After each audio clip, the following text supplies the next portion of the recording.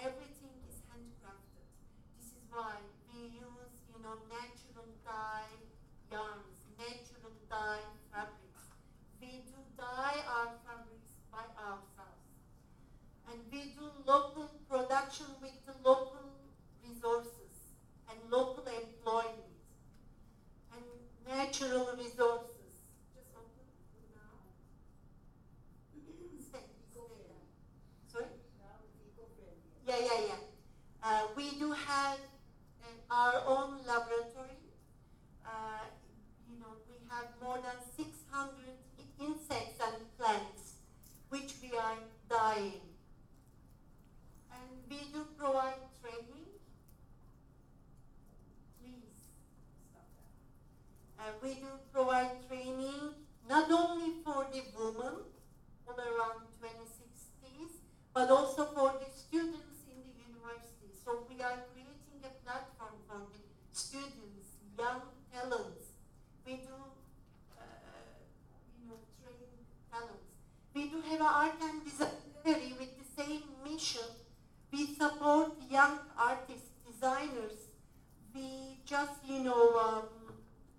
participate in international art designs to create a platform again for those designers. We are one of the rare, slow fashion company in Turkey, maybe only so. How we run slow fashion, we have a research.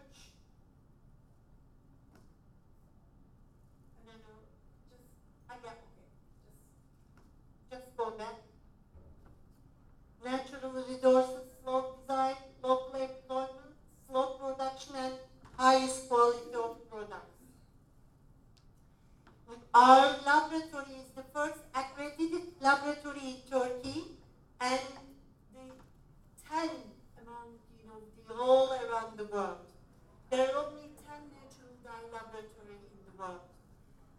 We have more than 600 natural plants and insects, and we do non-destructive analysis and microanalysis. We do serve to museums all around the world and institutions, and we do reproduce of heritage fabrics.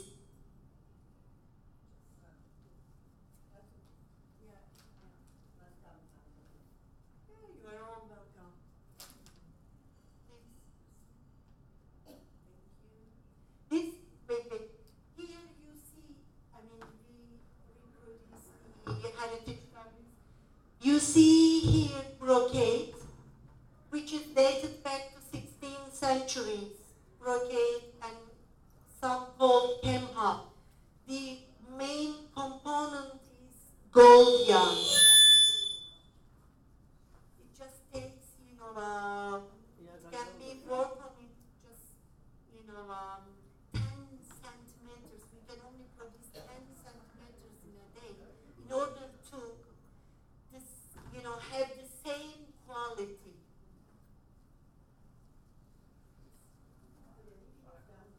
Yeah. Craftsmanship is really important for us, but we do take care of craftsmanship, and our mission is to sustain craftsmanship with the interpretation of the contemporary. All around Turkey, we have, around 27 skis we do operate with the women. And rugs, maybe more than 2 women in Anatolia. And for the needle lace works, more than 300 women we employ.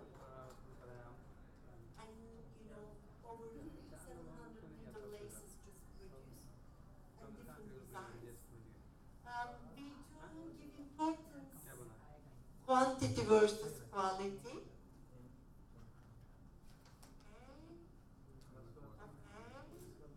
And then we are having the valuable products with which is, very well connected to the new luxury, new fashion world, and new, luxury consumer. I would like to conclude with just one quotation, which says a lot for me, and I have nothing to say more. Thank you. It's finished. It's struggled. Woman, hold up half the sky. What can I say more? So this is why it's really so important to have the woman in the workforce, in the fashion, and embrace and support her. Thank you very much. Give the panelists, I hope you will find.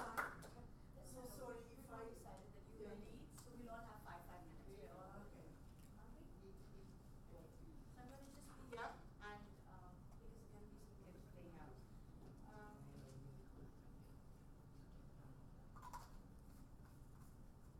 First, thank you for coming to this video session. I can see a lot of familiar faces. Thank you very, very much. My journey started from a very old town. I was the world's greatest fashion maker. I didn't have 2 outfits a day. I went into depression. That's when my grandmother asked me. She said, "You're a very funny lot. You're a very funny lot. You'll have seaweed in your burgers and fat in the ocean. And we used to have seaweed in our ocean and fat in our burgers. Isn't there something wrong?" There's something that's not fair. I said, "Look, if my consumption patterns are going to be contributing to it, I have to create a change." And that's when I started researching, and I followed the paper trail.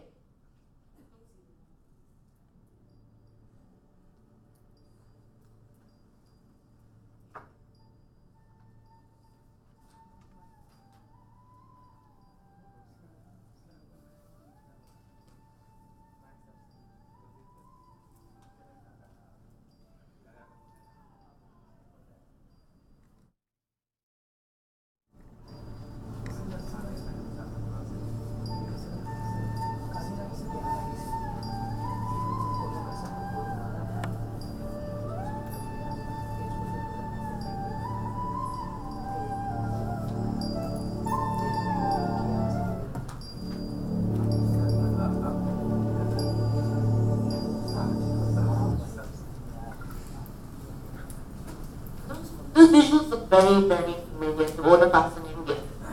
So we do produce, don't we? Are these visuals familiar to you? Can any of you tell me a local brand which is global?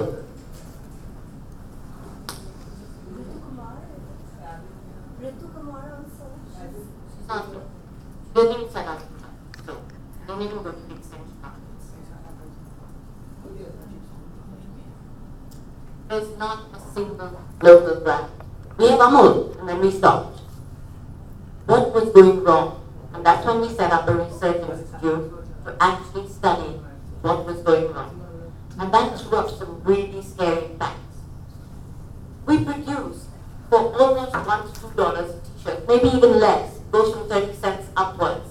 And these come back to us at $9, $10. Someone, somewhere was getting screwed. Hundreds of thousands of individuals, all with huge factories and all with huge bellies, they all want to come all over the world and do subcontracting for the whole planet because they can make money that way. Go on exploiting your workers, go on paying them in cash, and going on making the big money. I'm sure there are a couple of millions who are going to hate me after this. Hundreds of thousands of individuals, all with huge factories and all with huge bellies, they all want to come all over the world and do subcontracting for the whole planet because they can make money that way. Go on exploiting your workers, go on paying them in cash. And that's what we were doing. We were using all our infrastructure to produce the cheapest options for the world's global retail. What was happening at our floors was that we never had any retail.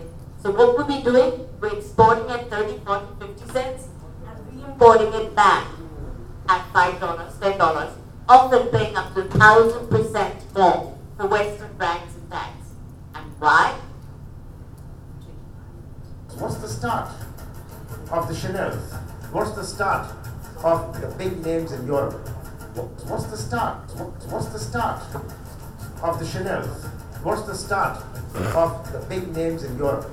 Was that they started not with their own stores, but they started with those stores. They had the advantage of organized retail. Now, none of you have that advantage. If you go and set up a shop in some place, you may, in 2 years' time, you may find the building demolished.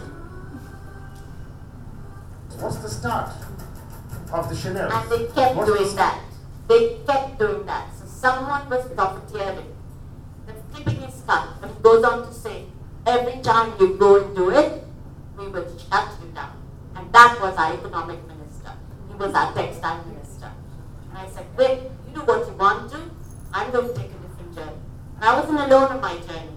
I had met quite a few very, very talented people like Ritu Kumar, who is beginning her journey. And I stood right beside the Ritu Kumars and the Tarun Telyanis and everyone who said, guess what? We're going to have to do this on our own. We're not going to get any support.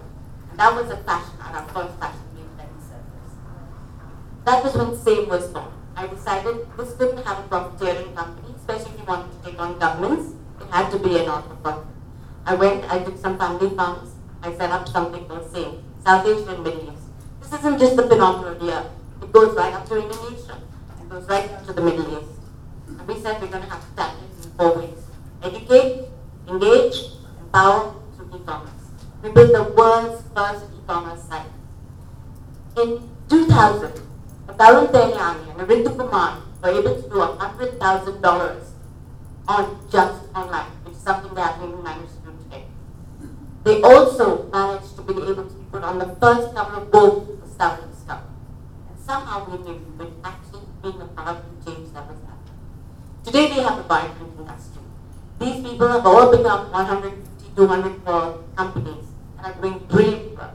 We continue to work with junior designers to educate, to engage, to make people aware through media that listen, cultural identity is whatever is at stake. It's not just fashion, it's not just how many jobs are being lost, it's our very cultural identity. And so when you see that our sari shouldn't be relegated, it will never be relegated. Because today we have concept saris. We have new things that the designers and innovation are going on every day and creating. But the most important thing to me was creating governance for change. We put out our first film called Dubai, DOP Dubai. It was a slap in the face of many governance committees. Guess what? It made change. The government now funds finances and has put up the biggest district for fashion. And the clear message has gone out. Designers and culture comes over every other mandate in UAE today. And it's come at a timely time when the world is on its feet, like you rightly pointed out, so I'm not going to give you all the others. It's come at a time when change was much needed.